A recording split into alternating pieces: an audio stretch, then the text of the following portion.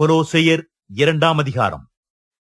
அவருக்குள் ஞானம், அறிவு என்பவர்களாகிய பொக்கிஷங்கள் எல்லாம் அடங்கி இருக்கிறது. ஒருவனும் நயவசனிப்பினாலே உங்களை வஞ்சியாதபடிக்கு இதை சொல்லுகிறேன். சரீரத்தின்படி நான் தூரமாயிருந்தும் ஆவியின்படி உங்களுடனே கூட இருந்து உங்கள் ஒழுங்கையும் கிறிஸ்துவின் மேலுள்ள உங்கள் விசுவாசத்தின் உறுதியையும் பார்த்து சந்தோஷப்படுகிறேன். ஆகையால் நீங்கள் கர்த்தராகிய கிறிஸ்து இயேசுவை ஏற்றுக்கொண்டபடியே அவருக்குள் வேர் கொண்டவர்களாகவும் அவர் மேல் கட்டப்பட்டவர்களாகவும் அவருக்குள் நடந்து கொண்டு நீங்கள் போதிக்கப்பட்டபடியே விசுவாசத்தில் உறுதிப்பட்டு ஸ்தோத்திரத்தோடே அதிலே பெருகுவீர்களாக. லௌகீக ஞானத்தினாலும் மாயமான தந்திரத்தினாலும் ஒருவனும் உங்களை கொள்ளை கொண்டு போகாதபடிக்கு எச்சரிக்கையாயிருங்கள். அது மனுஷர்களின் பாரம்பரிய நியாயத்தையும் உலக வழிபாடுகளையும் பற்றினதே அல்லாமல் கிறிஸ்துவை பற்றினதல்ல. ஏனென்றால் தேவத்துவத்தின் பரிபூர்ணமெல்லாம் சரீர பிரகாரமாக அவருக்குள் வாசமாயிருக்கிறது. மேலும் சகல துரைத்தனங்களுக்கும் அதிகாரத்துக்கும் தலைவராயிருக்கிற அவருக்குள் நீங்கள் பரிபூர்ணம் உள்ளவர்களாயிருக்கிறீர்கள். அல்லாமலும் நீங்கள் கிறிஸ்துவை பற்றும் விருத்த சேதனத்தினாலே மாம்சத்திற்குரிய பாவ சரீரத்தை களைந்து விட்டதினால் கையால் செய்யப்படாத விருத்த சேதனத்தை அவருக்குள் பெற்றீர்கள். ஞான ஸ்நானத்தினாலே அவரோடே கூட அடக்கம் பண்ணப்பட்டவர்களாகவும் அதிலே அவரை மரித்தோர்ந்து எழுப்பின தேவனுடைய செயலின் மேலுள்ள விசுவாசத்தினாலே அவரோடே கூட எழுந்தவர்களாகவும் இருக்கிறீர்கள்.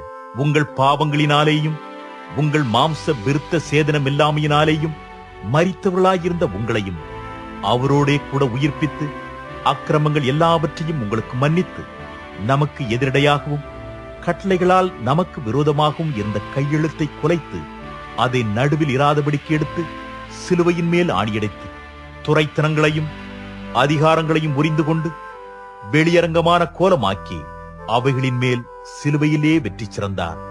ஆகையால் போஜனத்தையும் பானத்தையும் குறித்தாவது பண்டிகை நாளையும் மாத பிறப்பையும் ஓய்வு நாட்களையும் குறித்தாவது ஒருவனும் உங்களை குற்றப்படுத்தாதிருப்பானாக. அவைகள் வருங்காரியங்களுக்கு நிழலாயிருக்கிறது. அவைகளின் பொருள் கிறிஸ்துவை பற்றினது. கணுக்களாலும் கட்டுகளாலும் உதவி பெற்று இணைக்கப்பட்டு தேவ வளர்ச்சியாய் வளர்ந்தேறுகிற சரீரம் முழுவதையும் ஆதரிக்கிற தலையை பற்றிக் கொள்ளாமல் மாயமான தாழ்மையிலும் தேவ தூதர்களுக்கு செய்யும் ஆராதனையிலும் விருப்பமுற்று காணாதவைகளிலே துணிவாய் நுழைந்து தன் மாம்ச சிந்தையினாலே வீணாய் இருமாப்பு கொண்டிருக்கிற எவனும் உங்கள் பந்தய பொருளை நீங்கள் இழந்து போகும்படி உங்களை வஞ்சியாதிருக்க பாருங்கள். நீங்கள் கிறிஸ்துவுடனே கூட உலகத்தின் வழிபாடுகளுக்கு மரித்தது உண்டானால் இன்னும் உலக வழக்கத்தின்படி பிழைக்கிறவர்கள் போல மனுஷருடைய கற்பனைகளின்படியும் போதனைகளின்படியும் நடந்து தொடாதே, ருசி பாராதே, தீண்டாதே என்கிற கட்டளைகளுக்கு உட்படுகிறது என்ன? இவையெல்லாம் அனுபவிக்கிறதினால் அழிந்து போகுமே. இப்படிப்பட்ட போதனைகள் சுய இஷ்டமான ஆராதனையையும் மாயமான தாழ்மையையும் சரீர ஒடுக்கத்தையும் பற்றி ஞானம் என்கிற பேர் கொண்டிருந்தாலும் இவைகள் மாம்சத்தை பேணுவதற்கே ஒழிய மற்றொன்றிற்கும் பிரயோஜனப்படாது. பிரியமானவர்களே, திருச்சபையும் திருப்பணியும் என்கிற தலைப்பிலே நாம் புதிய ஏற்பாட்டின் நிருபங்களை படித்துக் கொண்டு வருகிறோம். தேவனுடைய மகத்துவமான வல்லமையினாலே உருவாக்கப்பட்ட திருச்சபை இந்த உலகத்தின் செயல்பாடுகள், உலகத்தின் தத்துவங்கள், உலகத்தின் வழிபாடுகள் அல்லது கலாச்சாரம் இவைகளினாலே திருச்சபை தன்னுடைய லட்சியத்தை இழந்து தடுமாறுகிறதை நாம் பார்க்கிறோம். சரிங்களா? ஒரு ஓட்டப்பந்தய வீரன் அந்த ஓட்டப்பந்தயத்திலே அவன் தடுமாறுவானால் அவன் நிலைமை என்னங்க? இல்லைங்களா? அவ்விதமாக கடவுள் ஏன் திருச்சபையை ஏற்படுத்தினார்? திருச்சபை ஏன் இயங்கிக் கொண்டிருக்கிறது? திருச்சபையின் தன்மை மாத்திரமல்ல, அந்த தன்மை கடவுளுடைய நோக்கத்தை நிறைவேற்றுவதற்காக அதை ஏற்படுத்தினார். சரிங்க, நம்ம உடல்ல பல உறுப்புகள் இருக்குதுங்கம்மா. ஒவ்வொரு உறுப்பும் அதனுடைய வேலையை செய்யணும். நாக்குன்னு ஒண்ணு இருந்து அதுக்கு ருசிக்கிற தன்மை இல்லைன்னா அதுக்கு நாக்குன்னு நம்ம சொல்லாமா? அதை போய் நாக்குன்னு எப்படிங்க சொல்றது? என்ன சார் சொல்லுங்கிறீங்க? கண்ணுன்னு ஒண்ணு இருந்து பார்வை என்று இல்லை என்றால் அந்த கண்ணு எதற்கு? ஆக இந்த ஒரு அழிந்து போகிற மாம்சத்துக்குரிய ஒரு சரீரத்தையே கடவுள் இவ்வளவு நுண்ணியமாக இவ்வளவு அற்புதமாக படைத்திருப்பாரானால் திருச்சபை என்பது அவருடைய சரீரம் என்று ஆவியானவர் நமக்கு வெளிப்படுத்துகிறார். The body of Christ. நம்ம என்ன புரிஞ்சுக்கிட்டோம்? பெரிய திருச்சபை போயா சத்தான், நான் 8:30 மணிக்கு தான் வரணுமா, ஏன் 10 மணிக்கு வரக்கூடாதா? ஏன் மக்கள் அப்படி பேசுறாங்க? பெரிய தசம பாகம், நாங்க கஷ்டப்படுவோம், நாங்க உழைப்போம், உனக்கு நாங்க கொடுப்போமா, வாங்கிய வேலையை பார்த்துக்கினேன். மனிதனுடைய சிந்தனைகள் பார்த்தீங்களா எப்படி இருக்குது? ஊழியம் செய்ய வாங்கம்மா, பிபிஎஸ்ல ஊழியம் செய்யுங்க, பெண்கள் மத்தியில ஊழியம், எங்களுக்கு என்ன வேலைகள் இல்லையா? உடனே பாருங்க நம்முடைய பதில்கள் எப்படி இருக்குது. அப்ப நம்ம சபையை சரியா புரிஞ்சுக்கிட்டோமா? சபை என்பது ஒரு மனித சங்கமாக நினைக்கிறோம். It is a human structure and a human society. இங்க நம்ம மனதில் பதிந்து போன உண்மை என்ன? சபைனா ஒரு அமைப்பு, ஒரு இன்ஸ்டிடியூஷன். எல்லாம் ஃப்ராட் பண்ணு போவானுங்க சார், சும்மா நம்ம கிட்ட சொல்லணும் பானுங்க கதெல்லாம். ஊழியம் ஊழியம் நம்ம கிட்ட சொல்லணும் பானுங்க, ஊழியமாவது மண்ணாங்கட்டியாவது. எங்க சார் நடக்குது ஊழியம்? இல்லைங்களா? பாத்தீங்களா? ஆக அந்த புதிய ஏற்பாடு கூறுகின்ற அல்லது வெளிப்படுத்துகின்ற கிறிஸ்துவின் சரீரம் என்கிற அந்த image, the spiritual image of church is completely lost.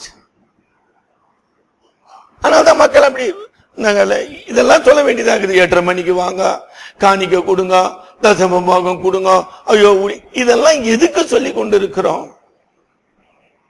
மக்கள், நீ அதை நான் சொல்லியிருக்கேன் பல முறை, எனக்கு இந்த மறந்துட்டேன்னு சொல்ற வார்த்தை எனக்கு அது ஏற்புடையதே இல்லைங்க. என்னை பொறுத்த வரைக்கும் நீங்க உங்களுக்கு சொல்லி இருந்தீங்கன்னா அது இன்னைக்கு ரொம்ப ஆபத்தான நிலையில இருக்கிறீங்க.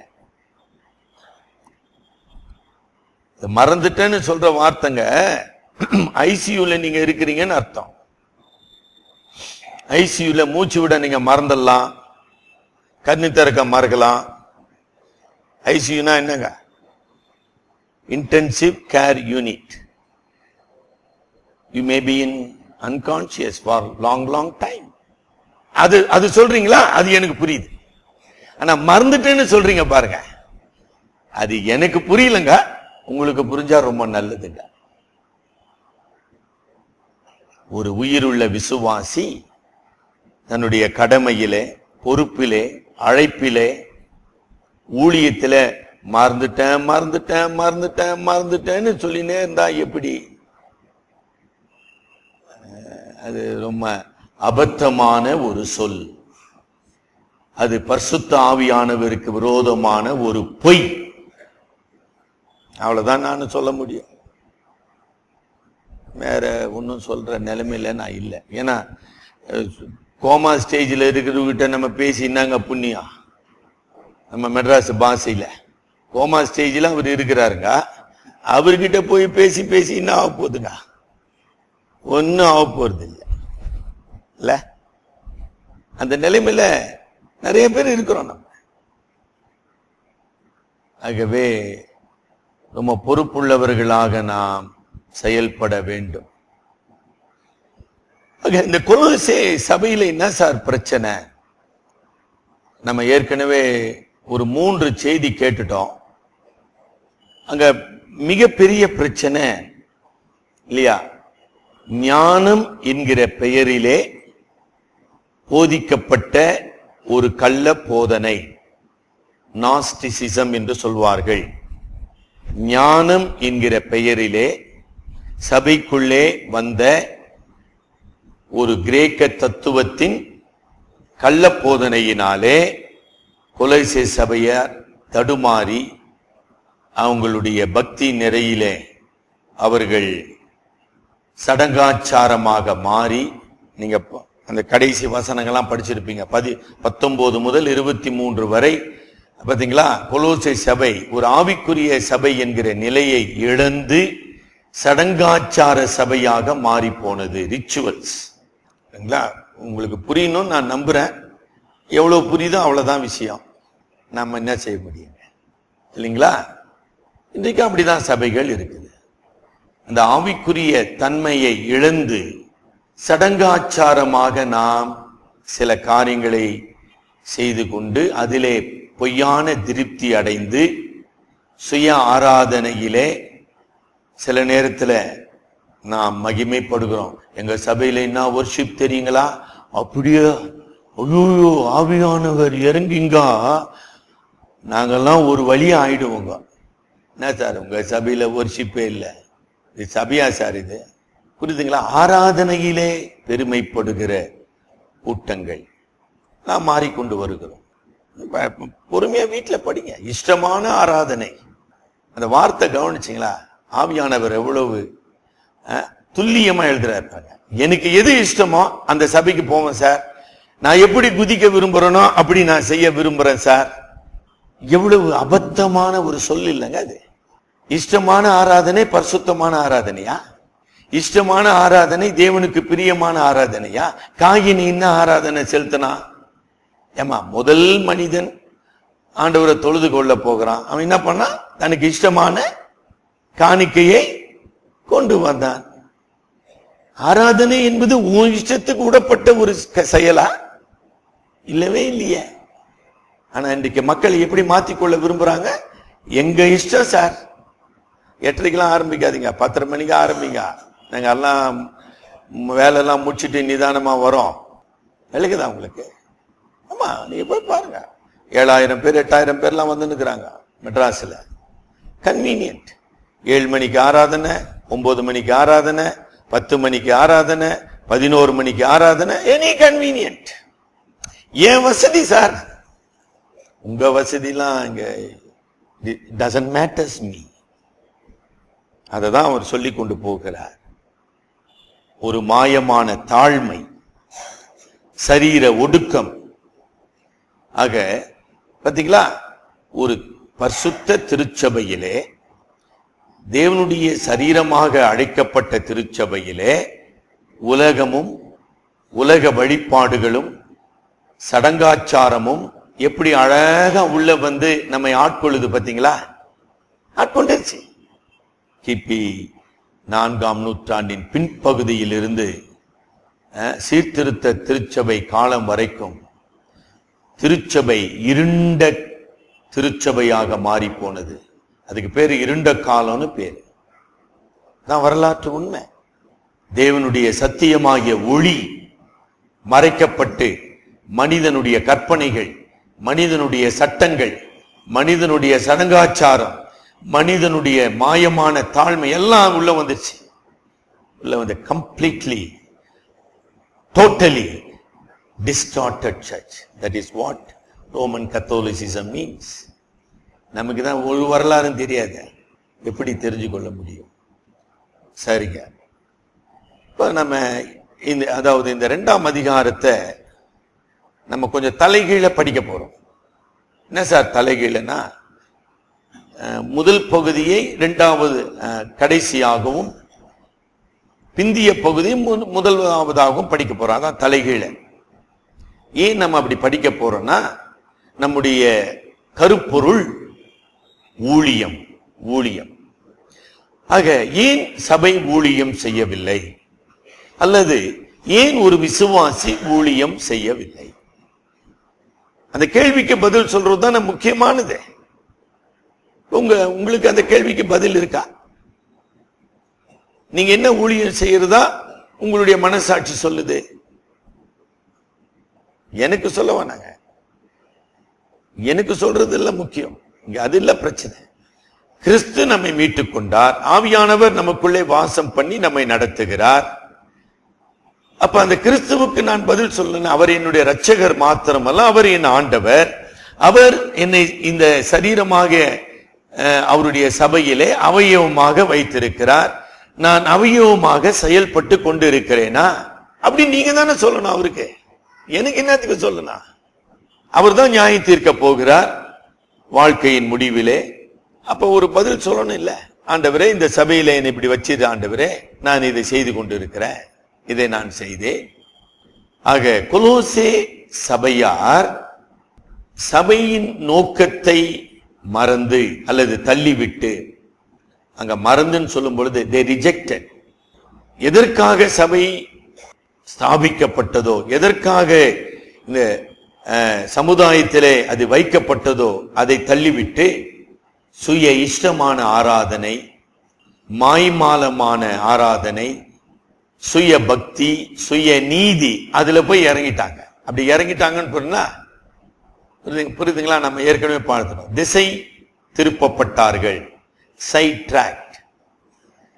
இன்னும் ஆழமா சொல்லணும்னா தடம் புரண்டு போனார்கள். ஒரு ரயில் பெட்டி தடம் புரண்டு போனது என்றால் அது அவ்வளவுதான். அந்த மாதிரி ஆயிடுச்சு கொலோசே திருச்சபை. சரிங்க, நம்ம எங்க ஆரம்பிக்கிறோம்? ஊழியம் நம்ம முதல்ல புரிந்து கொள்ளுமாறு நம்ம ஆரம்பிக்கிறோம். ஒருவேளை இந்த ஆராதனை முடிஞ்சு கொஞ்சம் டிராக்ட் இருக்குதுங்க. இறைவன் என்பவர் நீர்தானா என்கிற டிராக்ட் வச்சிருக்கோம். உங்ககிட்ட நான் கொடுத்து ஒரு 10 பேருக்கு டிராக்ட் இன்னைக்கு கொடுங்கன்னு சொல்றேன்னு வச்சுங்க. நீங்க செய்ய ஆயத்தமா இருக்கிறீங்களா? சரி, எனக்காகவே செய்யுங்களேன். ஆனா அந்த 10 டிராக்டை எடுத்துக்கிட்டு நீங்க ரோட்ல போகும்போது இன்ன சிந்தனை உங்களுக்குள்ள வரும். எனக்குள்ள அப்படி வந்திருக்குது பல ஆண்டுகளுக்கு முன்னாடி, ஆரம்ப நாட்களில.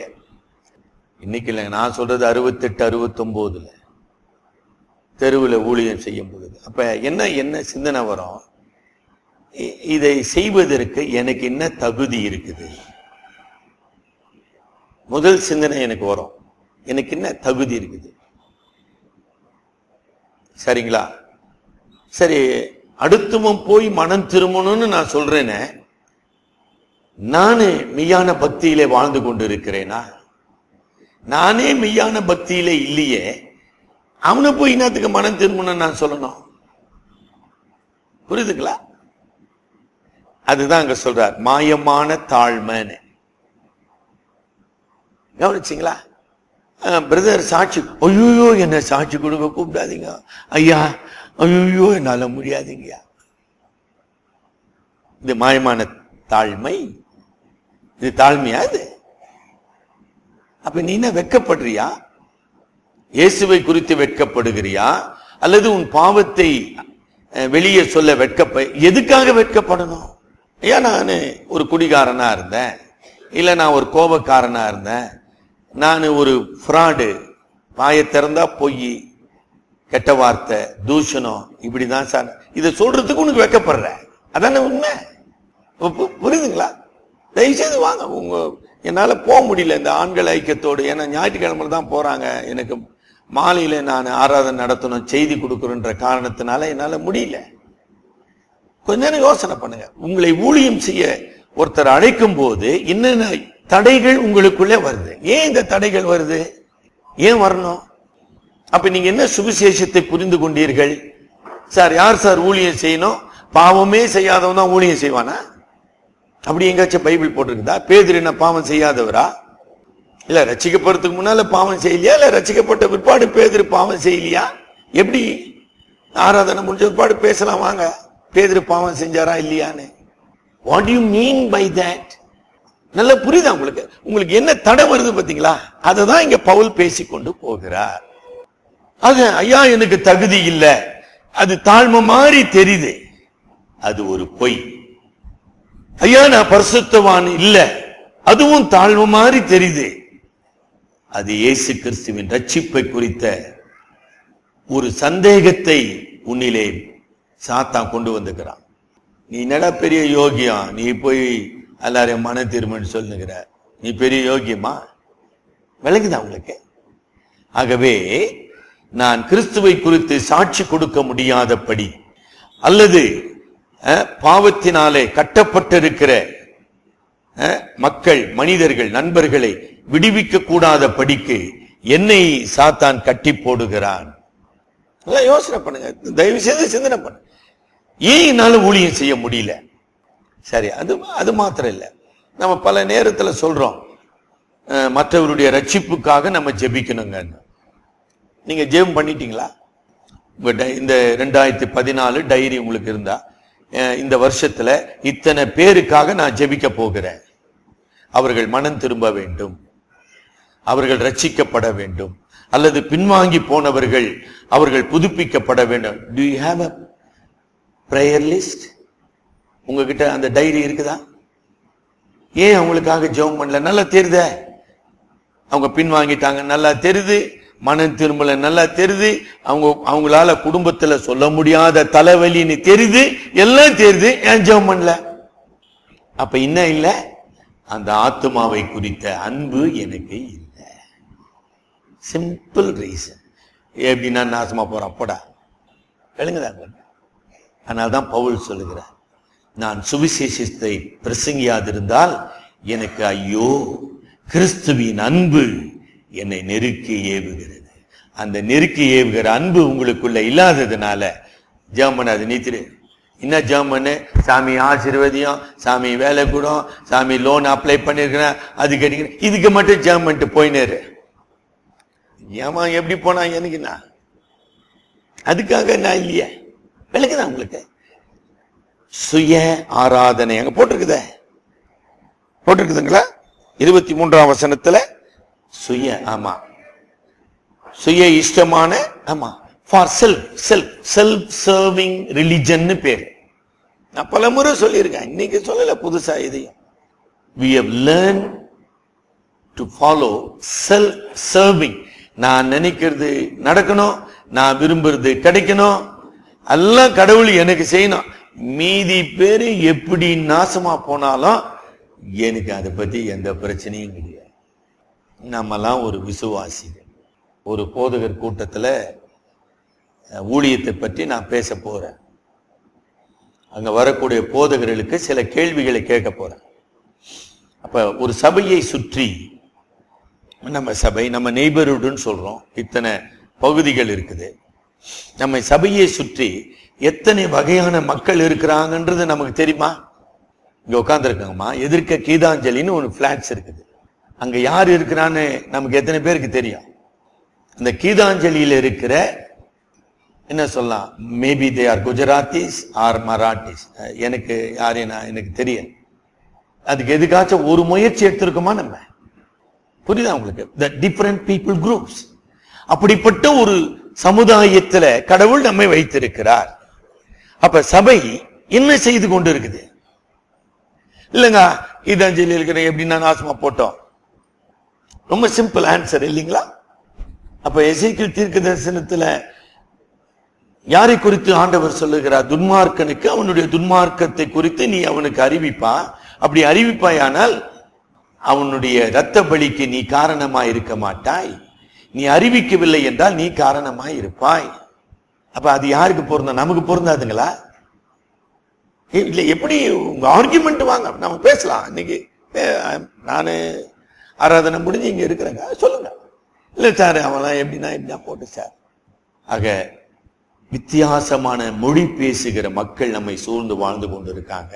வித்தியாசமான கலாச்சாரத்திலிருந்து வருகிறவர்கள் நம்மை, நான் டெய்லி சில நேரம் காலையில பார்ப்பேன், 7:45 இங்க கூட நீங்க ஒண்ணு வேணாம், இந்த முனையில நின்னீங்கன்னா போதும், இந்த பகுதியிலிருந்து ஏராளமான பீகாரி தொழிலாளர்கள் போய், குறைஞ்சது ஹண்ட்ரட்ஸ், நூற்றுக்கணக்கான தொழிலாளர்கள் காலையில 7:45 இருந்து 8:30 மணி வரைக்கும் நடந்து போய் நிற்பாங்க. அவங்கள பத்தி நமக்கு ஒன்னும் அக்கறை இல்லை. இல்ல சார், நம்ம கிட்ட பீகார் மொழியில டிராக்ட் இருக்குதா? இல்ல. சுவிசேஷம் இருக்குதா? இல்ல. வேதம் இருக்குதா? இல்ல. எப்படின்னா போட்டான். அந்த ஆங்கிலத்துல சொல்லுவாங்க இன்டிஃபரன்ஸ். அதாவது மனம் திரும்பின கெட்ட குமாரன் வந்துட்டான்ப்பா வீட்டுக்கு, அங்க ஒரு சந்தோஷம் கொண்டாடப்படுகிறது. மூத்த குமாரன் என்ன பண்ணுகிறான்? அந்த மூத்த குமாரனுடைய மனநிலைக்கு பேர் தாமா ஆங்கிலத்துல இன்டிஃபரன்ஸ். அவன் நாசமா போனா என்ன, வேசிகளோடு பணத்தை அழிச்சா என்ன, எக்கேடு கெட்டு போனா எனக்கு என்ன சார், ஏன் ஒருவ வானாங்க நமக்கு, நம்ம ஊழியம் செய்வோமா? ஊழியம் செய்வோம். தகப்பனுடைய இருதயம் அந்த மூத்த குமாரனுக்கு இருந்ததா? இப்ப புரியுதுங்களா உங்களுக்கு? புரியறதுக்காக பேசின்னு இருக்கிறேன். நம்ம சுய ஆராதனையில ரொம்ப இன்ட்ரெஸ்ட் ஆகிறோம். we are very busy with the rituals. ஐயா இது முடிச்சுங்கயா, ஐயா இன்னைக்கு இதுங்கயா, ஐயா இன்னைக்கு செவ்வாய்க்கிழமைங்கயா, இன்னைக்கு புதன்கிழமையா, இன்னைக்கு உபவாசங்கயா, ஐயா இதுங்கயா. ரொம்ப நல்லதுங்கயா. பக்கத்துல ஒருத்தன் தேவையோடு இருக்கிறானே, ஒரு சமாரியன் அடிபட்டு குற்றுயிராக கதறி கொண்டு இருக்கிறானே, அவன் இருக்கட்டுங்கயா, நம்ம இதை முடிச்சிடலாங்கயா. நம்ம மார்னிங் அப்சல்யூஷன் சொல்லுவாங்க ஆங்கிலத்துல, காலை தியானத்தை நம்ம முடிச்சிடணுங்கயா, அப்புறம் பார்த்துக்கலாம். அப்படிங்களா? பாத்தீங்களா? கன்வீனியன்ட் ரிலிஜன், எனக்கு இஷ்டமான ஆராதனை. குற்றுயிரா கண்டான கடைகாட்டின, ஐ ஹவ் நோ கன்சர்ன். யோசனை பண்ணுங்கம்மா. பல செய்திகளை நம்ம கேட்டுக்கொண்டு இருக்கிறோம். இப்ப கொலோசே சபையினுடைய பிரச்சனை என்ன? அவர்களை சுற்றி இருந்த சமுதாயத்தை பற்றி அவர்களுக்கு எந்த கரிசனையும் இல்லை. அவர்களை சுவிசேஷத்தினாலே சந்திக்க வேண்டும் என்கிற எந்த தூண்டுதலும் இல்லை. Or no motivation, no goal. கிறிஸ்து இல்லாமல் ஒருவேளையில அழிந்து கொண்டிருக்கிற சமுதாயத்தை குறித்து அக்கறையற்ற ஒரு மனிதர். இதுக்கு பேரு திருச்சபையா? திருச்சபையான்னு சொல்ற. இன்னும் ஒரு சிலரை சொல்றேங்க, இல்ல ஏன்னா நான் புதன்கிழமை அங்க பேச போறேன்னு, அப்ப சொல்லுவேன், எங்க சபையில நான் சொல்லிட்டேங்க, உங்ககிட்ட சொல்ல சார், எங்களுக்கு வந்து சொல்றீங்களா, உங்க சபைக்கு சொன்னாங்களான்னு கேட்க மாட்டாங்க. அப்ப இன்னைக்கு குடின்னு ஒரு பழக்கம் வந்திருக்குதுங்க சார், சோஷியல் ஈவில், சமுதாய தீமையினாலே பாதிக்கப்பட்டவர்கள், அடிமைப்பட்டவர்கள். அப்ப அந்த மக்கள் இருக்கிறாங்களா நம்மோடு கூட? அப்ப அவங்களை சந்திக்க நம்ம என்ன முயற்சி செஞ்சிருக்கோம்? எனக்கு தெரிஞ்ச ஒண்ணு செய்ய, எந்த முயற்சி செய்யல. இல்ல இன்னைக்கு இளைஞர் சமுதாயம் சொல்றோம். பல இளைஞர் சமுதாயம் இந்த போதைகளுக்கு அடிமையா இருக்கிறாங்க. ஏதாச்சும் செஞ்சிருக்குமா என்னன்னு நமக்கு தெரியாது. யோசனை பண்ணீங்களா? அதாவது நான் எந்த சமுதாயத்திலே வாழ்கிறேன், எந்த சமுதாயத்திலே நான் ஒளியாக இருக்க வேண்டும், சாரமாக இருக்க வேண்டும், சுத்தமா மறந்துட்டு ஆராதனைக்கு வந்துட்டேன் சார், ராபோஜனை எடுத்துட்டேன் சார், தேவனை துதித்துட்டேன் சார், ஏதோ ஒரு காணிக்கை போட்டேன் சார், மெட்ராஸ் பாஷையில மேட்ரு முடிஞ்சுது சார். முடிஞ்சிடுச்சுங்களா? புரியுதுங்களா? Typical ritual religious community. இதுக்கு பேரு திருச்சபையா? இதுக்கு பேரு திருச்சபையா? இதைதான் பவுல் பேசிக்கொண்டு போகிறார். அதனால அந்த பிந்திய பகுதியை நான் முதல்ல உங்களுக்கு கொண்டு வருகிறேன். ஆக ஊழியம் என்பதுங்கம்மா, இது ஒரு கிரிக்கெட் மேட்ச் இல்ல. 50-50 சொல்லுவாங்க. இந்தியா 50 ஜெயிக்கலாம், இல்லாட்டி 50 தோக்கலாம். It is not a cricket match or a sport. It is a warfare. ஊழியம் என்பது ஒரு ஆவிக்குரிய போர். இதுல 50-50 கிடையாதுங்க. 50-50 புரிஞ்சிடுச்சு இல்ல? இல்ல தோக்கலாம், ஜெயிச்சா ஜெயிக்கலாம், ஐயோ அப்படி இல்ல. நான் என் திருச்சபையை கட்டுவேன், அவைகளை இந்த பாதாளத்தின் வாசல்கள், நாங்க ஆனந்தராஜ், பாதாளத்தின் வாசல்கள் மேற்கொள்வதில்லை. வெற்றி 50-50 கிடையாது. நான் எதிரியின் கோட்டைக்குள் நுழைந்து எதிரியின் ராஜ்யத்தில் இருக்கிறவர்களை, சாத்தானின் அடிமைத்தனத்தில் இருக்கிறவர்களை மீட்டு கொண்டு வந்து நான் திருச்சபையை கட்ட வேண்டும். அதுதான் ஊழியம். வந்தா வரட்டும், போனா போட்டோம், ஐயோ அதான் சொல்ற, லட்சியம் மாறி போச்சு. அதுக்கு பேரு சபையா? அப்படி எப்படி நீங்க செய்ய முடியும் ஊழியம்? நல்லா விளங்குதுங்களாமா? யோசுவா எந்த நாட்டை சுதந்திரமாக்க வேண்டும்? 7 பெரிய ஜாதிகள், 31 ராஜாக்கள், வானளாவிய கோட்டைகள், மதில்கள் நிறைந்த கானான் தேசத்தை கிறிஸ்துவுக்கென்று, இஸ்ரவேல் மக்களுக்கென்று அவன் சொந்தமாக்க வேண்டும். அதான் சார் ஊழியம். இந்த உலகம் சாத்தானுடைய ஆளுகைக்குள்ளாக, கோட்டைக்குள்ளாக குருட்டாட்டத்துக்குள்ளாக, அடிமைத்தனத்துக்குள்ளாக வைக்கப்பட்டிருக்கிறது. அந்த தேவனுடைய மக்களாக என்ன அழகா சொல்றார். கொலோசியர் 1:13 படிங்க. விடுதலையாக்கி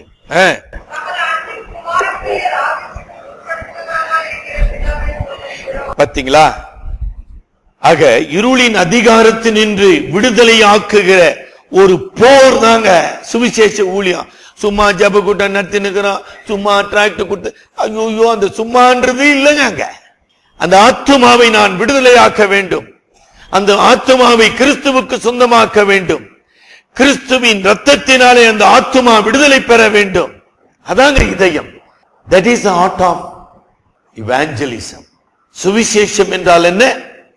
இயேசு கிறிஸ்துவின் ரத்தத்துக்கு மக்கள் சொந்தமாக்கப்பட வேண்டும். சும்மா டிராக்டர் கொடுத்தா சும்மா பாட்டு பாடின, என்னது சும்மா டிராக்டர் கொடுத்தா சும்மா பாட்டு பாடின, புரியுதா உங்களுக்கு? எல்லாம் எப்படி ஆகிட்டு பாத்தீங்களா? நம்ம வசதிக்கு எல்லாம் வசதிக்கு வந்திருக்கான். அப்படியா? எங்க நம்ம போய் ஊழியம் செய்ய போறோம்? இல்ல, it is a challenge. Gitanjali உள்ள நீங்க நுழைஞ்சி டிராக்டர் கொடுக்க முடியுமா? நாளைக்கு ட்ரை பண்ணி பாருங்களேன். இல்ல இன்னைக்கு ட்ரை பண்ணுங்களேன். உங்களுக்கு உள்ள விடுறானான்னு பாருங்களேன். இந்த பிரிக்லைன் ரோட்ல இங்க இருந்து பாத்தீங்கன்னா உங்களுக்கு தெரியும், பிளாட்ஸ் கிட்டத்தட்ட 500 பிளாட் இருக்குது. அந்த 500 குடும்பங்கள் ஹரியானாவில இருந்து வந்திருக்கிறாங்க. ஒரு வீட்டுக்குள்ள உள்ள நுழைங்களா? நான் உங்களோட வரேன், உங்களை நுழைய முடியுமான்னு பாருங்க. இப்ப உங்களுக்கு சுவிசேஷத்தை நம்ம சொல்ல வேண்டாமா? எப்படி? அப்போ அப்படிதான் சார் கம்யூனிஸ்ட் ரஷ்யா இருந்தது, சீனா இருந்தது. அப்ப போய் சுவிசேஷம் அறிவிக்கலையா? இன்னைக்கு ரஷ்யாவில் சபை இல்லையா? இன்னைக்கு சீனாவில் சபை இல்லையா? என்ன சொல்றீங்க? இன்னைக்கு இஸ்லாமிய நாடுகள் இருக்குது, சவுதி அரேபியா இருக்குது, இன்னும் எவ்வளவு இருக்குது சார், மெக்கா இருக்குது. அதுக்குள்ள நம்ம சுவிசேஷத்தை எடுத்து செல்ல முடியாதா? அப்ப யாருக்கு சுவிசேஷம் சொல்றது? எனக்கு அருமையானவர்களே, நீங்கள் சொல்லிக் கொண்டு இருக்கிற அத்தனை சாக்கு போக்குகளும் உங்களுடைய மாய் மாலத்தை, உங்களுடைய கீழ்ப்படியாமையை, உங்களுடைய குருட்டாட்டத்தை தான் வெளிப்படுத்துகிறது. நீங்க சுவிசேஷ ஊழியத்துக்கு ஏதாச்சும் ஒரு சாக்கு சொல்றீங்கன்னு வச்சுங்க, அவ்வளவும் will speak against you. ஏன்னா அது உண்மை இல்லை. கர்த்தர் என்னை அழைத்திருப்பாரானால், ஆவியானவர் என்னை பலப்படுத்துவாரானால், எந்த சூழ்நிலையிலும் பவுல் 1 கொரிந்தியர் 9 பேசிக் கொண்டு போகிறார்.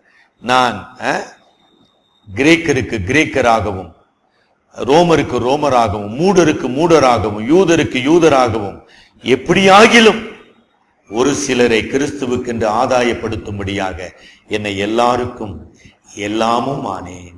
எவ்வளோ பெரிய வார்த்தைங்க அது. அது பவுலுக்கு தானே, நமக்கெல்லாம் இல்லைங்களா? சரி, ஏன் சார் இப்படி கொலோசை சபையரை மாறிட்டாங்க? அதுக்கு ஒரு காரணம் இருக்கணும் இல்லைங்களா? அதை நான் வேகமா ஒரு சில வசனங்களை படிக்கிறேன், படிங்க. 4ஆம் வசனம் பாருங்க.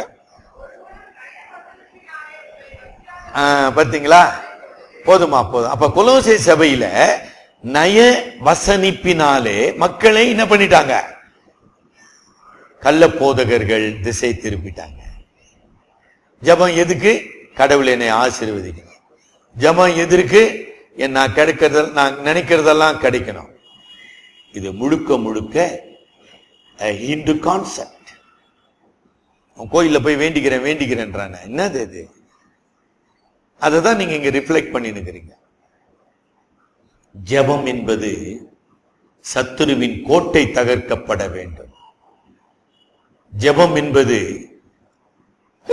சாத்தானின் அடிமைத்தனத்திலிருந்து மக்கள் விடுதலை ஆக்கப்பட வேண்டும். அதான் சார் ஜெபம்.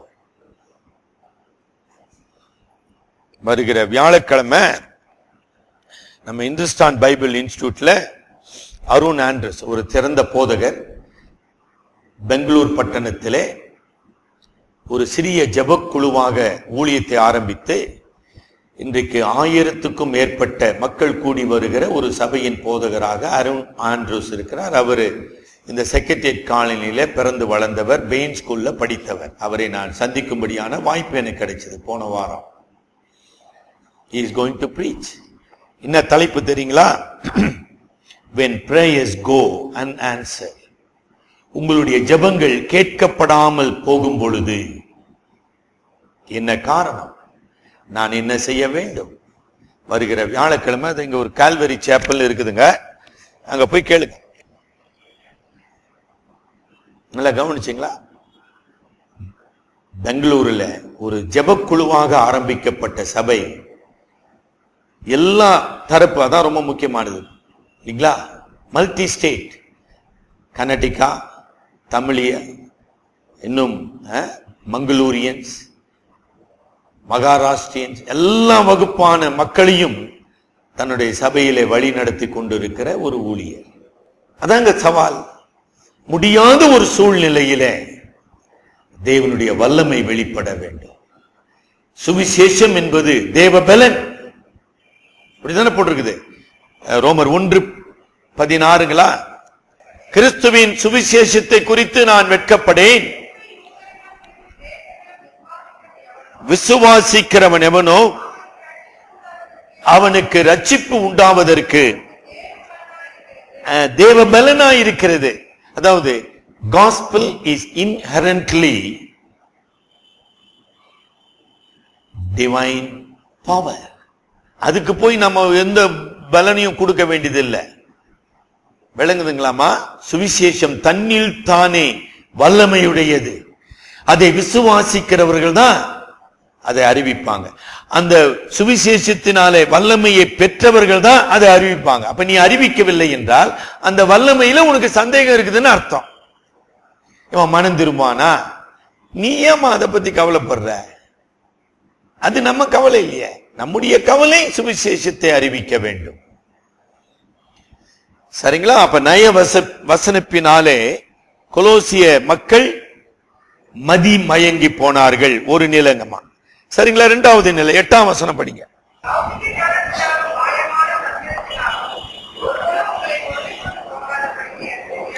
பாத்தீங்களா?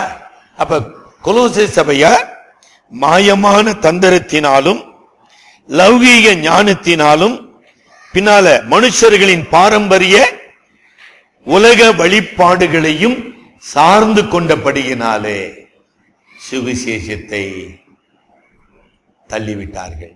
அதுதான் அதனுடைய பதில். ஏன் சார் சபை இப்படி ஆயிடுச்சு? நல்லா தானே சார் ஆரம்பிச்சாங்க, இப்படி ஆயிடுச்சு, இப்படிதான் சார் ஆயிடும்.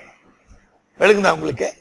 லௌகீக ஞானம், மாயமான தந்திரம், உலக வழிபாடுகள். என்ன சார் உலக வழிபாடுகள்? கீழே வருது பாருங்க, 21வது வசனம். 20 ஆரம்பிக்கிறார். இன்னும் உலக வழக்கத்தின்படி பிழைக்கிறவர்களைப் போல. 21 உலக வழிபாடு என்ன படிங்க. 21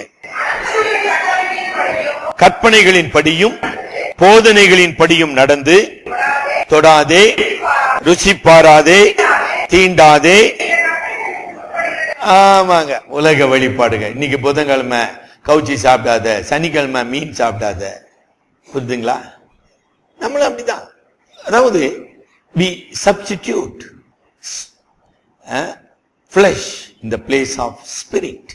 ஆவி செயல்பட வேண்டிய இடத்திலே மாம்சத்தை கொண்டாந்து வச்சிருது. அதான் இதுதான் ரோமன் கத்தோலிக்க சபை சொன்னாங்க. விளங்குதா உங்களுக்கு? பிரியமானவர்களே, தேவனுடைய சத்தியம் உங்களை வழி நடத்துகிறதா, மனித கட்டளைகளும் கற்பனைகளும் உங்களை ஆண்டு நடத்துகிறதா? நீங்க தான் முடிவு செய்யணும். அவன் செய்ய மாட்டான் மூலியா, அவன் தான் முடிஞ்சு போச்சே. சார் நான் பூசைக்கு போனேன் சார், புது நன்மை சாப்பிட்டேன் சார், மேட்ரு முடிஞ்சிடுச்சு. இல்லைங்கதான் உங்களுக்கு மேட்ரு முடிஞ்சு போச்சு. எவ்வளவு சுருக்கமாக்கிட்டான் பாருங்க பக்தி. அவ்வளவுதான். நம்மளும் அப்படி மாத்திக்கணும். அதான் பண்டிகை கொண்ட. அதனாலதான் சொன்னேன், பேப்டிஸ்ட் சபையாக நம்ம பண்டிகைக்கு எந்த முக்கியத்துவமும் கொடுக்கறதே கிடையாது. என்னுடைய 35 வருஷம் அனுபவத்தில் நான் சொல்லின்னு வரேன். ஆனா யாரும் அதை ஏற்றுக்கொள்றதா இல்லை. எங்களுக்கு வேணும் சார் பண்டிகைன்றாங்க. அவ்வளவுதான். அதனுடைய பொருள் என்ன? உலக வழக்கத்தின்படி நான் வாழ விரும்புகிறேனே ஒழிய ஆவியானவராலே நான் நடத்தப்படவில்லை. சரிங்களா? மூன்றாவதாக நம்ம வாசிக்கிறோம். 19வது வசனம் படிங்க. தேவ தூதர்களுக்கு செய்யும் ஆராதனையிலும் விருப்பமுற்று காணாதவைகளிலே துணிவாய் நுழைந்து தன் மாம்ச சிந்தையினாலே வீணாய் இருமாப்பு கொண்டிருக்கிற எவனும்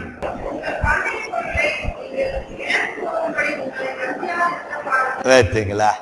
கரெக்டா சொன்ன. உங்களுடைய லட்சியத்தை நீங்கள் இழந்து விடாத படிக்கு ரொம்ப ஜாக்கிரதையா இருங்கப்பா. கொலோசே திருச்சபையாரு கரெக்டா பேசுறாரு. இன்னும் அழகா சொல்றாரு பாருங்க. மாயமான தாழ்மை. என்ன சார், தேவ தூதர்களுக்கு நாங்க ஒண்ணும் அப்படி ஒண்ணும் செய்யலையே சார். தேவ தூதர்களுக்கு கத்தோலிக்க சபையில இன்னும் ஆராதனை நடந்துன்னு இருக்குதுங்க. அது இருக்கட்டுங்க. நம்ம என்ன செய்யறோம், நம்ம சில மனிதரிடத்துல போய் நின்று கொண்டு இருக்கிறோம். ஐயா ஜெபம் பண்ணுவாரு, ஐயா ஆசீர்வதிப்பாரு, ஐயா தீர்க்க தரிசனம் சொல்வாரு, ஐயா. அப்ப நீ யாரு? உனக்கும் இந்த ஆண்டவருக்கும் என்ன உறவு? உனக்கும் இந்த ஐயாவுக்கும் என்ன உறவு? ஐயா என்னவா மாறிட்டாருங்க? மீடியேட்டர், மத்தியஸ்தரா வந்துடுறாரு. அவர் யாரு மத்தியஸ்தரா இங்க மாத்திக்கிறா? பவுல் சொன்னானா நான் மத்தியஸ்தர்னு? இல்லையே. புரியுதுங்களாமா? கிறிஸ்து தலை, நான் அவயவம். எனக்கு நடுவுல என்ன இருக்க முடியும்? ஒண்ணு இருக்க முடியாத. There is no need for human mediatory. மனித மத்தியஸ்தத்துக்கு எந்த தேவையும் கிடையாது. ஆனா இன்னைக்கு மக்கள் என்ன பண்ணுகிறாங்க? இங்க போனுங்க, ஐயா கிட்ட போனுங்க, அங்க போனுங்க, இங்க வரணுங்க. எதுக்குங்க அங்க போன இங்க வரணுங்க? விளங்குதா உங்களுக்கு? அதாவது we are diverted. அதுதாங்க அது. அடுத்தது என்ன சொல்றாரு? காணாதவைகளிலே துணிவாய் நுழைந்து. எதுங்க காணாதவைகளே துணிவாய் நுழைந்து? அதாவது கொலோசே பட்டணத்திலே இந்த நாஸ்டிக்ஸ் என்ன சொன்னாங்க? சார், நம்ம யாரும் கடவுளுக்கு இடத்துல நேரா போக முடியாதுங்க. நல்லா கவனிங்க. Nobody can approach God directly. We need mediators. அதான் அந்த நாஸ்டிக் போதனை. ஐயோ, நம்ம யாருக்கும் பரிசுத்தம் கிடையாது, நமக்கு யாருக்கும் எந்த தகுதியும் கிடையாது, நம்ம கடவுளுக்கிட்ட போக முடியாது. கடவுளுக்கும் நமக்கும் நடுவுல நிறைய தூதர்கள் இருக்கிறாங்க, அவங்க மூலியமா தான் போனோம் அப்படின்ற போதனை. அதான் நாஸ்டிசிசம். உங்களுக்கு ஞானம் இல்லை, உங்களுக்கு கடவுளை பற்றிய அறிவு இல்லை, கடவுளோடு உறவு கொள்ள உங்களுக்கு உரிமை இல்லை. நல்லா கவனிச்சுட்டு வரீங்களா? அப்ப எப்படி இங்க தீர்க்கதரிசிகள்லாம் இன்னைக்கு ஓட்டின்னு இருக்கிறாங்க?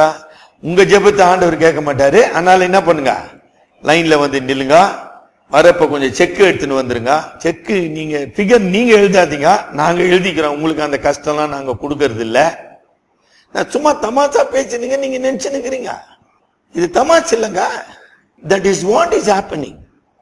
You bring the blank check and we will pray for you and God will bless you. அப்ப இவர் என்ன ஆயிட்டாரு? மீடியேட்டர். அப்படியா? எங்க போயிட்டு கிறிஸ்தவம் எங்க போயிடுச்சு? ரோமன் கத்தோலிக்க நம்ம குறை சொன்னாங்கம்மா, யாரியா போப்பு எல்லாம் கேள்வி கேட்டோம். இன்னைக்கு என்ன பண்ணிட்டோம்? இன்னொருத்தர் போப்பு ஆக்கிட்டோம். அதெல்லாம் பேசிக்கொண்டு. How relevant is the word today? இன்றைக்கு திருச்சபையின் மக்கள் திசை திருப்பப்படுவதற்கு என்ன காரணம் பார்த்தீங்களா? மனித போதனைகள். சரிங்களா? அது மாத்திரமல்ல, அந்த இடத்துல ஒரு பதத்தை பவுல் பயன்படுத்துகிறார் பாருங்க. வீணாய் இருமாப்பு கொண்டிருக்கிற எவன். யாரை பத்தி அவர் சொல்லுகிறார்? இந்த நாஸ்டிக்ஸ். கடவுளை அணுக முடியாது, கடவுளை அறிய முடியாது, கடவுளிடத்திலே உறவு கொள்ள முடியாது என்று சொல்லுகிறானே, அவன் வீணா இருமாப்பு உடையவன், அவன் தண்டிக்கப்படுவான்.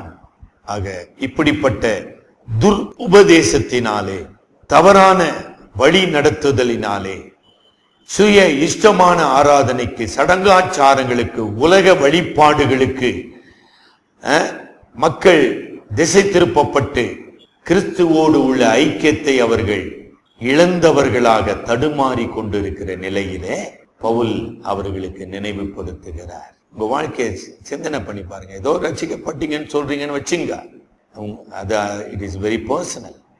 But where do you stand now? நான் ரட்சிக்கப்பட்டிருப்பேன், ஆனால் இன்றைக்கு கடவுளோடு, கிறிஸ்துவோடு என்னுடைய உறவு எங்கு இருக்கிறது? என்னுடைய நிலை ஒரு சரியான நிலையில இருக்கிறதா? Do I have the right faith? ரொம்ப முக்கியமானதுங்கம்மா, ரொம்ப முக்கியமானது. The right faith will lead you to right life. புரிஞ்சிடுச்சுங்களா? இப்ப கொலோசே சபையார் பல தவறுகளை செய்து கொண்டிருந்தாங்க. ஏன்? அவருடைய விசுவாசம் தவறாக மாறி போனது. இல்ல, நம்முடைய விசுவாசமும் தவறா மாறி போயிடுச்சு. நாம தவறான பாதையிலே வாழ்ந்து போனோம். எப்படின்னா இருக்கலாம். இப்ப நம்ம முதல் பகுதிக்கு வருகிறோம். என்ன முதல் பகுதி? கொலோசே சபையாரே, நீங்கள் யார்? ஒரு கேள்வி கேட்டீங்களான்னு கேட்கிறேன். நான் ஏதோ விசுவாசின்னு சொல்றேனே, நான் கிறிஸ்துவை சார்ந்தவன் என்று சொல்லுகிறேனே, நான் யார்? கிறிஸ்துவுக்குள் நான் யார்? இந்த கேள்விக்கு கொலோசை சபையாரே உங்களுக்கு பதில் தெரியுமா அப்படின்னு பவுல் கேட்கிறார். உங்களுக்கு பதில் தெரியுமா? நீங்கள் யார்? என்ன அழகா சொல்றார். 6ஆம் வசனம் படிங்க.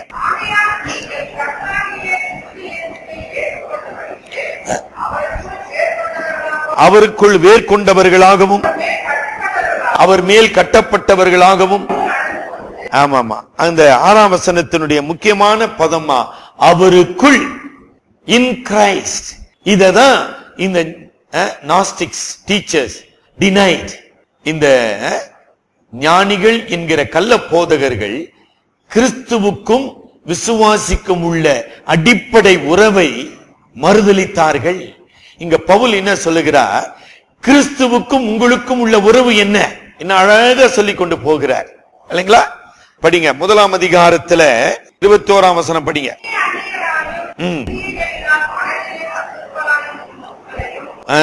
சத்துருக்களாயிருந்த உங்களை பரிசுத்தராகவும் குற்றமற்றவர்களாகவும் கண்டிக்கப்படாதவர்களாகவும் தமக்கு முன் நிறுத்தும்படி தமது இரத்தத்தினாலே உங்களை மீட்டுக் கொண்டு உங்களை ஒப்புரவாக்கினாரே. அவருக்குள் நீங்கள் வேர் கொண்டவர்கள் பா. இந்த கிறிஸ்துவினிடம் இருந்து உங்களை யார் பிரிக்க முடியும்? எது பிரிக்க முடியும்? எதுவும் பிரிக்க முடியாது. You are redeemed by the blood of Christ. இதெல்லாம் மறந்துட வேண்டியதுதான். அதான் சொன்ன பாருங்க. ஏன் நான் ஊழியம் செய்யவில்லை? நான் எனக்கு சொந்தமானவன் அல்ல. 1 கொரிந்தியர் 6:19. 1 கொரிந்தியர் 6:19ங்கம்மா. நீங்கள் தேவனாலே பெற்றும் உங்களில் தங்கியும் ஆலயமாயிருக்கிறது, நீங்கள் உங்களுடையவர்கள் அல்ல என்றும் அறியீர்களா? நீங்கள் கிரயத்துக்கு விலை கொடுத்து கொள்ளப்பட்டீர்களே. ஆகையால் தேவனுக்கு உரியவைகளாகிய உங்கள் சரீரத்தினாலும் உங்கள் ஆவியினாலும் தேவனுக்கு ஊழியம் செய்யுங்கள். மறந்துட்டியா? என்னத்த மறந்துட்ட? ஒன்னும் புரியலையே. இந்த ஞானஸ்தானம் எடுக்கிறப்ப 2 அல்லது 3 கேள்வி கேட்போம். ஞானஸ்தானம் எடுத்தவங்க எல்லாம் இங்க உட்கார்ந்து இருக்கிறீங்க. முதல் கேள்வி, நீ ஆண்டவராகிய இயேசு கிறிஸ்துவை உன் இரட்சகரும் உன் மீட்பருமாக விசுவாசிக்கிறாயா? 2வது கேள்வி, உன் வாழ்நாள் முழுவதும் இந்த இயேசுவை பின்பற்றி அவருக்கு ஊழியம் செய்வதனாலே அவரை மகிமைப்படுத்துவாயா? என்ன சொன்னீங்க எல்லாரும்? என்னம்மா சொன்னீங்க? சார் ஞாபகமே இல்லைன்றீங்களா?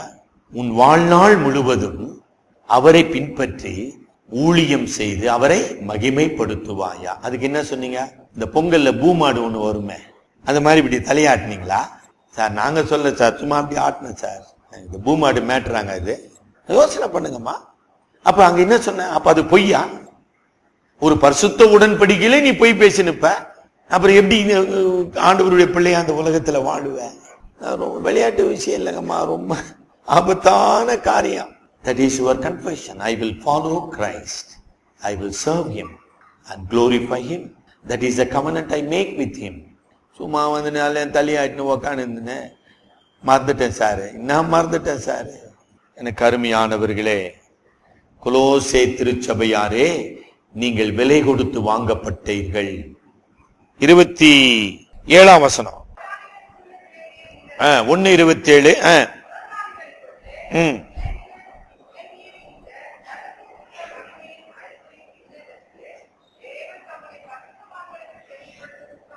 ரைட். அடுத்த வாக்கியம் தாங்க முக்கியம். கிறிஸ்துவானவர் மகிமையின் நம்பிக்கையாக உங்களுக்குள் இருக்கிறார். இத மறந்துட்டேன்னு சொல்றிய நீ. எவனோ ஒருத்தன் சொன்னான்னு அவன் பேச்ச நம்பி நிக்கிறிய. நீ ஜெபம் ஆண்டவர் கேட்க மாட்டாரு, நான் ஜெபம் தான் கேட்பான், அதை போய் நம்பி நிக்கிற. இல்ல நீ ஞானஸ்தானம் எடுத்தா பிரயோஜனம் இல்ல, இன்னும் இதெல்லாம் செய்யணும், நகை எடுத்துடணும், வெள்ளப்படுவ கட்டணும், இது இதெல்லாம் எவன் சொன்னான் உனக்கு? அப்ப உன்னுடைய ரட்சிப்பு உன்னுடைய கிரியை பொறுத்ததா, கிறிஸ்துவின் ரத்தத்தை பொறுத்ததா? என்ன பேசினுக்கிற நீ? ஒண்ணுமே தெளிவில்லை. பாத்தீங்களா? நீங்கள் அவருக்குள் வேர் கொண்டவர்கள். You are planted. ஆங்கிலத்தில் is a beautiful word. You are planted in him. கிறிஸ்துவுக்குள் நாட்டப்பட்டவர்களாக நீங்கள் இருக்கிறீர்கள். முன்னே நீங்கள் புறஜாதிகளாக, தேவனை அறியாதவர்களாக, துர்க்கிரியை செய்கிறவர்களாக, தேவனுக்கு சத்துருக்களாக இருந்தீர்கள். இப்பொழுதோ கிறிஸ்துவுக்குள் நாட்டப்பட்டவர்கள். நீங்கள் கனி தர வேண்டும், நீங்கள் பரிசுத்தத்தை வெளிப்படுத்த வேண்டும், தேவனையே பின்பற்ற. என்ன புரியலன்னு சொல்றீங்கன்னு கேட்கிறார். அந்த அழைக்க நீங்கள் ஏற்றுக்கொண்டபடியேன்னு வருது இல்லைங்களாமா? It is a human response to divine calling. நல்லா விளங்குதா? என்ன சார் அங்க போட்டிருக்குது? 6ஆம் வசனத்துல நீங்கள் கர்த்தராகிய கிறிஸ்து இயேசுவை ஏற்றுக்கொண்டபடியேன்னு வருது இல்லைங்களா? அந்த ஏற்றுக்கொண்டபடியேன்னு தான் தமிழ்ல எழுத முடியும். வேற எப்படி எழுத சொல்றீங்க? எப்பொழுது நான் ஏற்றுக்கொண்டேன்? 2 தீமோத்தேயு 1:9. அவர் நம்முடைய கிரியைகளின்படி நம்மை ரட்சிக்காமல் தம்முடைய தீர்மானத்தின்படியும் ஆதி காலம் முதல் கிறிஸ்து இயேசுவுக்குள் நமக்கு அருளப்பட்ட கிருபையின்படியும் நம்மை ரட்சித்து பரிசுத்த அழைப்பினாலே அழைத்தார். அந்த அழைப்புக்கு என்னுடைய பதில் செயல்தான் நான் அவரை ஏற்றுக்கொண்டேன் என்று சொல்வது. என்ன அற்புதமான ஒரு செயல்! ரட்சிப்பு தேவனுடைய தீர்மானத்தின்படி, தேவனுடைய கிருபையின்படி, தேவனுடைய பரிசுத்த அழைப்பின்படி நீங்கள் கிறிஸ்துவுக்குள் நாட்டப்பட்டிருக்கிறீர்கள். அது மாத்திரமல்ல, கிறிஸ்து மகிமையின் நம்பிக்கையாக உங்களுக்குள் வாழ்ந்து கொண்டிருக்கிறார். எப்படி நீ ஒரு தவறான போதனைக்கு செவி கொடுக்க முடியும் என்றார். 3ஆவதாக என்ன சொல்லுகிறார்? அதே 2:6, கொலோசியர் 2:6, அவர் மேல் கட்டப்பட்டவர்களாகவும். இங்க நம்ம தமிழ்ல கடந்த காலத்துல எழுதப்படுது, ஆனா கிரேக்கத்துல அது நிகழ்காலத்துல சொல்லப்படுகிறது. You are being built in Christ. 1 பேதுரு 2:5 வசனம் படிங்க. ஜீவனுள்ள கற்களை போல ஆவிக்கேற்ற மாளிகையாகவும் இயேசு கிறிஸ்து மூலமாய் தேவனுக்கு பிரியமான ஆவிக்கேற்ற பலிகளை செலுத்தும்படிக்கு பரிசுத்த ஆசாரிய கூட்டமாகவும், இங்க பாத்தீங்களா, கட்டப்பட்டு வருகிறீர்கள். ஆக தேவன் உங்களை அழைத்து உங்களை மீட்டுக் கொண்டு அப்படி விட்டுல, He continues to build you as a temple of God. என்ன அற்புதமான ஒரு உண்மை! நான் யார்? நான் மீட்கப்பட்டவன். நல்லா விளங்குதுங்களாமா? மன்னிக்கப்பட்ட பாவி என்று சொல்வதை விட மன்னிக்கப்பட்ட மகன். லூக்கா 15ஆம் அதிகாரத்தின் வெளிச்சத்துல I am a forgiven son. அதை சரியா சொல்ல கத்துக்கொள்ளுங்க. உங்க ஜெபத்துல அதை நினைவு கூறுங்க. நான் நீதிமானாக்கப்பட்ட பாவி, நான் மன்னிக்கப்பட்ட மகன், நான் நீதிமானாக்கப்பட்ட பாவி. அப்பா பிதாவை என்கிற புத்திர சுவிகார ஆவியை பெற்றிருக்கிற அவருடைய செல்ல பிள்ளை. இன்னைக்காச்சும் சொல்லியிருக்கீங்களா? இந்த கருத்து உங்க வாயில வந்திருக்குதா? நீங்கள் யார்? அப்பா பிதாவே என்று கூப்பிட பண்ணுகிற புத்திர சுவிகார ஆவியை எனக்கு அவர் தந்திருக்கிறார். எவ்வளவு what a privilege you have.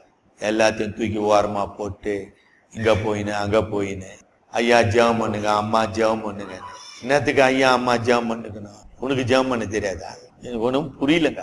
பிரியமானவர்களே, என்ன அழகா சொல்ற, நீங்க ஜீவனுள்ள கல்லாக ஜீவனுள்ள மாளிகையிலே கட்டப்பட்டு வந்து கொண்டிருக்கிறீர்கள்.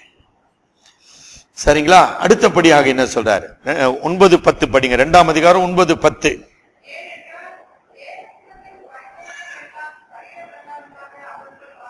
இதையும் அந்த நாஸ்டிக்ஸ் மறுதலிச்சாங்க. இயேசு கிறிஸ்து தேவகுமாரன் இல்ல, இயேசு கிறிஸ்து கடவுள் இல்லை, இயேசு கிறிஸ்து வெறும் மனிதன், அவர் ஒரு நபி, அவரை நம்பி பிரயோஜனம் கிடையாது. இதுதான் அடிப்படை தத்துவம். இதைதான் பவுல் எதிர்த்து கொண்டிருக்கிறார். இங்க என்ன சொல்றாரு? தேவத்துவத்தின் பரிபூரணம் எல்லாம் கிறிஸ்துவுக்குள் எப்படி மாறுந்தது? சரீர பிரகாரமாக அவருக்குள். ஆமா, தேவகுமாரனாகிய கிறிஸ்து பூரண மனிதன், பூரண கடவுள். நீ ஏன் சுவிசேஷம் சொல்லல? உனக்கு இயேசு கிறிஸ்து பூரண கடவுள்னு நம்பிக்கை இல்ல.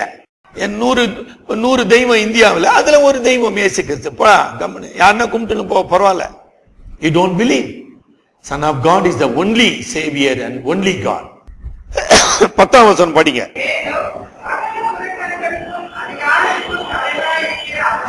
அவருக்குள் நீங்கள் you are complete and total.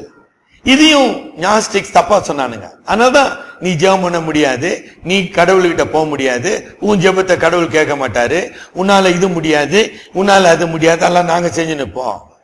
விளங்குதா உங்களுக்கு? இப்ப கரெக்டா இருக்கிறாங்களா? நம்ம சபையார் அப்படித்தானே இருக்கிறோம். நீங்கள் கிறிஸ்துவுக்குள் பூரணம் உள்ளவர்கள்னா you are complete in Christ. என்ன அருமையான ஒரு உண்மை எனக்கு அருமையானவர்களே. அதாவதுமா, கடவுள் நம்மை பலப்படுத்தாமல் இந்த ஊழியத்தை செய்ய சொல்வதில்லை. கடவுள் நமக்கு சக்தி அளிக்காமல் சத்துருவாகிய சாத்தானையும் அவனுடைய சேனையையும் இந்த உலகத்தின் மக்களையும் எதிர்த்து போராட அவர் சொல்வதே கிடையாதுங்க. அதனால்தான் அப்போஸ்தலர் 1:8 நீங்கள் உன்னதத்தில் இருந்து வரும் பலனால் பலப்படும்படிக்கு எருசலேமிலே தரித்திருங்கள். ஆக என்னை பலப்படுத்துகிற கிறிஸ்துவாக, எனக்குள்ளே கிரியை செய்கிற வல்லமையுள்ள தேவனாக அவர் இருக்கிறார். என்னுடைய பலத்தினால் அல்ல. 1 தெசலோனிக்கேயர் 5ஆம் வசனம் படிங்க. சுவிசேஷத்தினுடைய இன்னொரு குறிப்பு. எங்கள் சுவிசேஷம் உங்களிடத்தில் வெறும் வார்த்தையில் மாத்திரமல்ல, வல்லமையோடும் பரிசுத்த ஆவியோடும் முழு நிச்சயத்தோடும் வந்தது.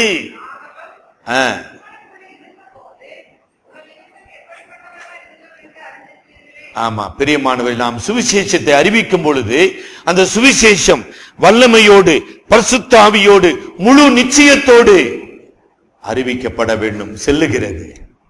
விளங்குச்சிங்களா? ஏன் நீங்க அதை சொல்லல?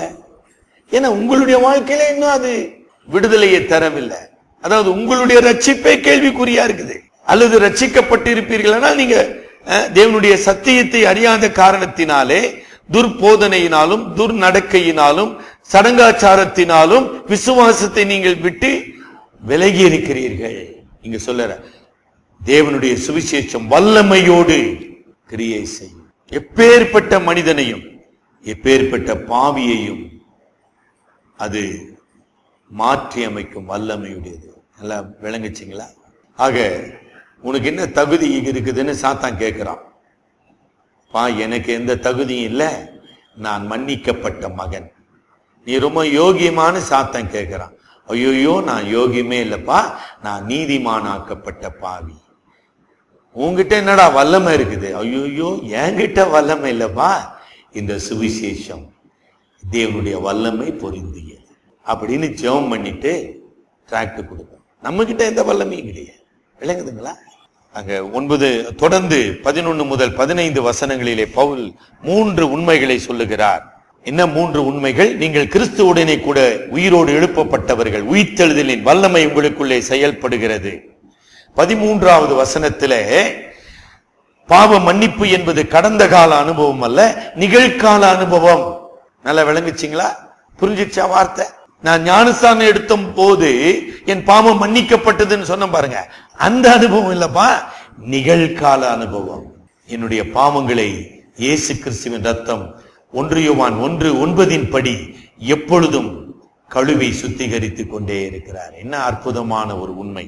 4வதாக 14-15 வசனங்களிலே கிறிஸ்து மரணத்தையும் பாவத்தையும் சாத்தானையும் வெற்றி சிறந்தார் சிலுவையிலே.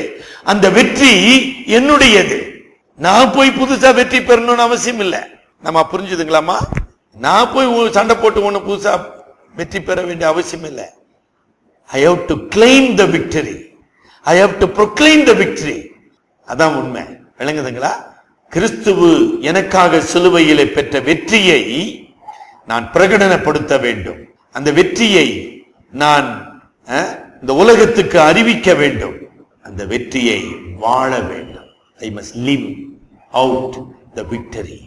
நான் ஒண்ணு புதுசா செய்ய வேண்டியதில்லை. எவ்வளவு அற்புதமான ஒரு தேவ கிருபை. தலைவனுக்கு ஜெபிப்போம்.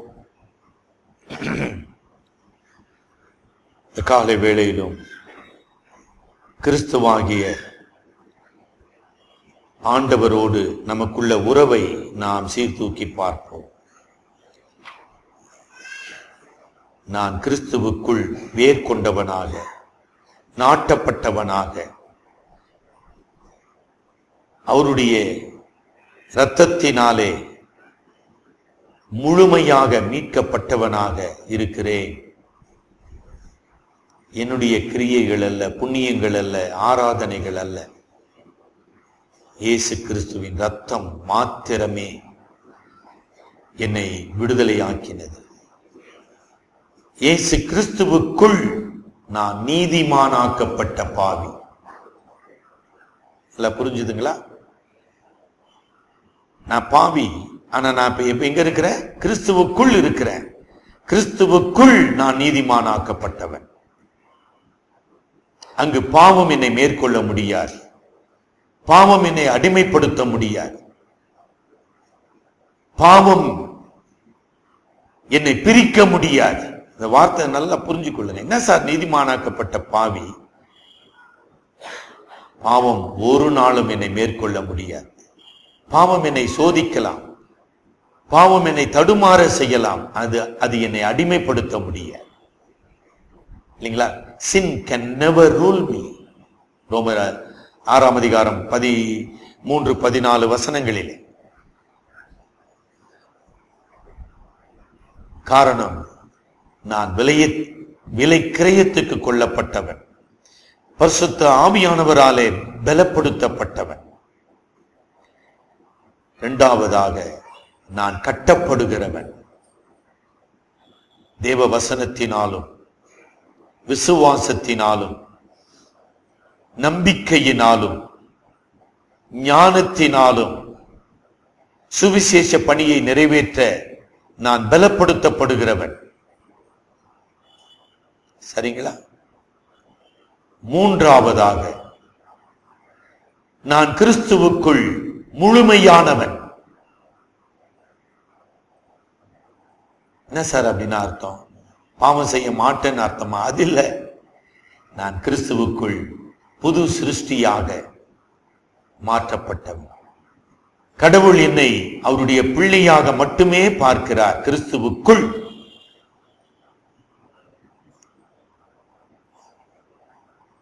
இனி பாவமோ உலகமோ சாத்தானோ என்னை பிரிக்க முடியாது. அதான் அதனுடைய பொருள். நான்காவதாக, நான் கிறிஸ்துவுக்குள் வெற்றி சிறக்கிறவன். நான் எப்பொழுதும் வெற்றி கொள்ள முடியும். ஏன்? கிறிஸ்து வெற்றி சிறந்தார். அன்பின் ஆண்டவரே, இந்த நல்ல காலை வேளையிலும் உம்முடைய சத்தியத்தினாலே நீர் எங்களை சந்தித்தபடியினாலே நன்றி செலுத்துகிறோம். எங்களுடைய மனித அறிவு அல்ல, எங்களுடைய குறைவான மனித அனுபவங்கள் அல்ல, உம்முடைய சத்தியமே பரிசுத்தமானது, எங்களை விடுதலையாக்குவது. இந்த காலையிலும் எங்களுடைய அவநம்பிக்கை, அவிசுவாசம், கீழ்ப்படியாமை, எங்களுடைய உலக வழிபாடுகளான சடங்காச்சாரத்திலிருந்து எங்களை விடுதலையாக்குமாறு நாங்கள் ஜெபிக்கிறோம். எங்களுடைய சுயநீதியையோ எங்களுடைய புண்ணியத்தையோ நாங்கள் நம்பி வாழாமல், நீர் சிலுவையில் பெற்ற வெற்றியை வெளிப்படுத்த, இந்த வெற்றியில் வாழ தேவரீர் எங்களுக்கு உதவி செய்ய. எங்களை சுற்றிலும் உள்ள தேவை உள்ள மக்கள், பாவத்தினாலே அடிமைப்பட்ட மக்கள், பொய்யான தெய்வங்களை நம்பி வாழ்ந்து கொண்டிருக்கிற குருட்டாட்டத்திலே இருக்கிற மக்கள், அப்படிப்பட்ட மக்களுக்கு உமது அன்பினாலே நாங்கள் சுவிசேஷத்தை பகிர்ந்து கொள்ள உதவி செய். எங்கள் அருமை இரட்சகர் மூலம் வேண்டிக் கொள்ளுகிறோம் நல்ல பிதாவே. ஆமென்.